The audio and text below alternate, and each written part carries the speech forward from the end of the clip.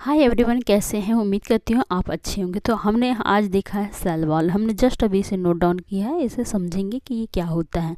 हमने कल जीव द्रव्य जिसे प्रोटोप्लाज्म कहा जाता है, प्रोटोप्लाज्म भी कहा जाता है, इसको थोड़ा सा और डिटेल में देख लेते हैं। तो प्रोटोप्लाज्म जिसको साइटोप्लाज्म और निक्लोप्लाज्म से दोनों से मिलकर के बना होता है, जिसे प्रोटोप्लाज्म कहा जाता है।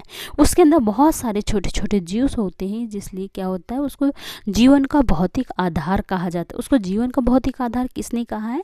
हेक्सले महोदय ने कहा है, उसे जीवन का भौतिक आधार कहा है। क्यों कहा है? क्योंकि प्रोटोप्लाज्म के अंदर वो लिक्विड जैसा होता है, उसमें बहुत छोटे छोटे जीव होते हैं।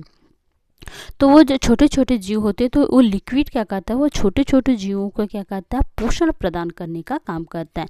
वो छोटे छोटे जीवों के कारण ही क्या होता है, उन्हें पोषण प्राप्त होता है, जिसके कारण वो जीवन प्राप्त करते हैं। और इसीलिए हेक्सले महोदय ने कहा है जीवन का भौतिक आधार है कौन? जीव द्रव्य, प्रोटोप्लाज्म।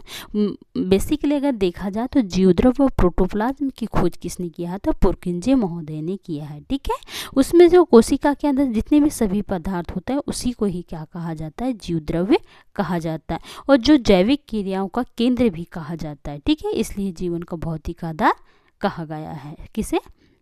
जीव द्रव्य हमने देखा था, जो कि पिछली वीडियो में आपने देखा होगा। तो आज हम देखते हैं सेल वॉल। सेल वॉल क्या होते हैं? कोशिका की जो जैसे कि आप ये पेड़ पौधों में पाई जाती है, ये पादप कोशिका में पाई जाती है।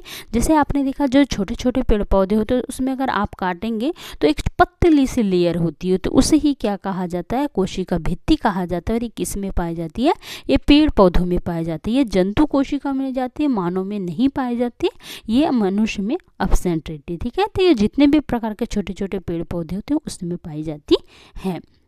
तो ये कोशिका को क्या करती है? बाहरी सुरक्षात्मक आवरण प्रदान करती है। जितने प्रकार के जो बाहरी सुरक्षा आवरण होते हैं, तो उसको क्या करती है? ये उससे बचाने का काम करती है। बेसिकली उसे आधार प्रदान करती है। ठीक है, उसे ही कहा जाता है कोशिका भित्ति। और इसकी सुरक्षात्मक और संरचनात्मक ये होती है, उसको जो पेड़ पौधे होते हैं उसको निश्चित आकार और आकृति बनाए रखती हैं।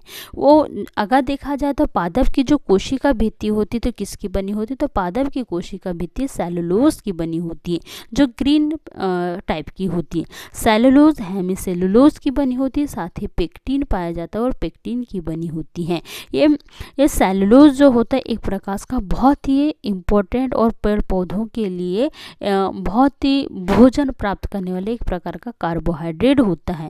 ये क्या होता है? जो पादप कोशिका का क्या होता है? सबसे कठोर भाग होता है, जो हमारे पेड़ पौधों में होता है, जो जब हम उसको तोड़ने बैठेंगे तो बहुत सारे मतलब कटने की आवाज़ आती है। तो वही क्या है? एक प्रकार का सेलुलोज हेमीसेलुलोज होता है, जो पेड़ पौधों को कठोरता प्रदान करता है, कड़ा करने का बेसिक आधार होता है। ठीक है, ये पृथ्वी पर सबसे ज़्यादा मात्रा में पाया जाता है। क्या है? इस पृथ्वी में सबसे ज़्यादा पाए जाने वाला क्या होता है? कार्बोहाइड्रेट होता है, जो सबसे ज़्यादा पाया जाता है।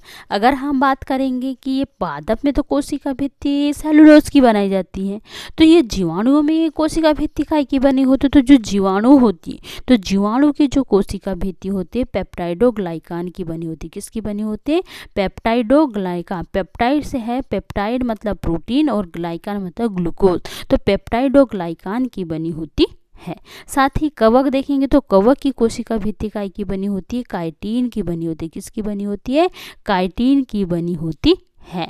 अगर देखेंगे शैवाल, शैवाल की कोशिका भित्ति जिसे एल्गी कहा जाता है, कवक को फंगी कहा जाता है, शैवाल को एल्गी कहा जाता है। तो एल्गी की जो कोशिका भित्ति होती है, सेल वॉल होती है, किसकी बनी होती है? सेलुलोज की बनी होती है। किसकी बनी होती है? शैवाल की कोशिका भित्ति सेलुलोज की बनी होती है। और जो ये कोशिका भित्ति है, नोटेड पॉइंट है, इसे नोट कर लीजिएगा। नोटेड पॉइंट है, ये कोशिका भित्ति जो होती है कैसी होती है? निर्जीव संरचना होती है। क्या होती है? निर्जीव संरचना होता है, जो पूरी तरह से कैसी होती है? पारगम्य। पारगम्य मतलब जो आर पार देखा जाए उसे ही क्या कहा जाता है? पारगम्य कहा जाता है। देखा आया समझ में? सेल वॉल समझ में आ गए? सेल वॉल पादप कोशिका में पाई जाती है और ये जंतु कोशिका में नहीं पाई जाती। एक पॉइंट याद हो गया। ये क्या करती है? कोशिका को बाहरी सुरक्षात्मक आवरण प्रदान करती है। ठीक है, पादप क्या होती है? तो पादप जो की जो कोशिका भित्ति होती है, तो पादप की कोशिका भित्ति सेलुलोज की बनी होती है, साथ ही हेमीसेलुलोज और पेक्टिन की बनी होती हैं। उसके बाद देखें जो सेलुलोज जो होता है एक प्रकार का कार्बोहाइड्रेट होता है जो पादप कोशिका का सबसे कठोर भाग होता है। कैसा होता है? सबसे ज़्यादा कठोर भाग होता है। वे पृथ्वी पर सबसे ज़्यादा पाया जाने वाला क्या होता है? कार्बोहाइड्रेट होता है। सबसे ज़्यादा पाया जाने वाले क्या होता है? कार्बोहाइड्रेट होता है। जीवाणु की कोशिका भित्ति पेप्टाइडोग्लाइकान की बनी होती है। कवक की कोशिका भित्ति काइटिन की बनी होती है। शैवाल की कोशिका भित्ति सेलुलोज की बनी होती है। और ये जो कोशिका भित्ति है, जो बार बार बोला जाता है, तो ये कोशिका भित्ति का एक प्रकार की निर्जीव संरचना होती है जो पूरी तरह से कैसी होती है? पारगम्य होती है। न बढ़ती है, न घटती है, न सांस लेती है, न भोजन खाती है, न कुछ भी नहीं करती। तो कैसी होती है? निर्जीव संरचना होती है। इस प्रकार आपने देखा सेल वॉल, देखा सेल वॉल समझा। इसके बाद हम देखेंगे कोशिका झिल्ली। कोशिका झिल्ली क्या होता है? उसको सेल मेम्ब्रेन कहा जाता है।